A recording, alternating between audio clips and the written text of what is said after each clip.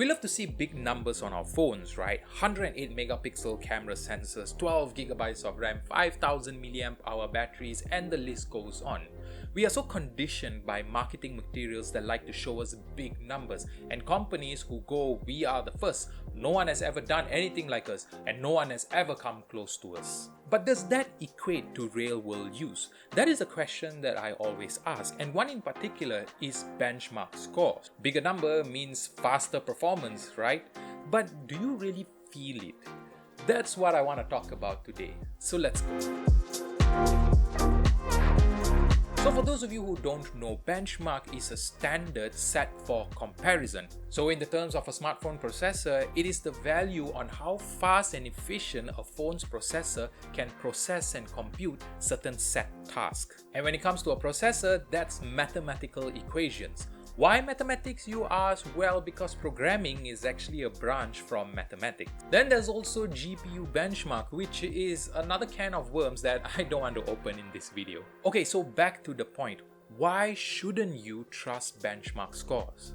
Well, first off, when you're performing a benchmark on your phone, it doesn't simulate real-world use. Benchmarking tools basically bombard your phone's processor with intense tasks, which is very different from you opening up WhatsApp or even Instagram. Benchmark tools basically run your phone at the maximum capacity that it can, and from that, gives you a value on the performance of your processor. Now, of course, there's nothing wrong with this because in fact, it is a good thing.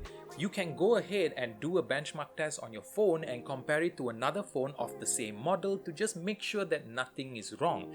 And it also gives you a bit of information on your phone's processor. Now let's look at the two phones I have here. Just to make sure that there's no biasness, I won't tell you the names of this phone, but all you need to know is that one is a 2021 flagship and the other is a 2021 mid-range phone released just a few months of each other. Obviously, the flagship phone will perform better on Geekbench. But look at the difference in launching up Facebook and many other apps. If you want to be fussy about it, then yes, the flagship did do well in all these apps, but by how much?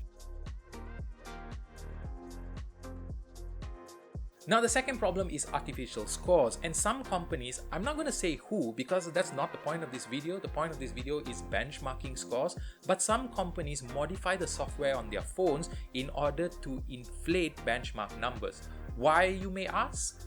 Because bigger number means faster performance, right? Basically, when the phone detects that it's running a benchmark score, it will drive up the power of the processor, and this only happens on benchmarking tool. And what happens when these companies get caught? Authorities will just be like, "No, bad boy." And the companies will just go, "Oh, how did that get there? Let me just patch it out." Or they'll just pay a couple of $1 million, which they will earn back by the time you finish watching this video. So at the end of the day, you and I are the losers. Now you might not hear about this happening for a while now, but how do we know it is still not happening? Then there is the other side of the spectrum, which is the processor makers. Some of these makers have been boosting up the performance of their processor when a benchmarking tool is detected. And how would we know? No, we will definitely not know, because unless we know how to look through the programming code of a phone or even understand the architecture of a processor, this truth will always be hidden from us.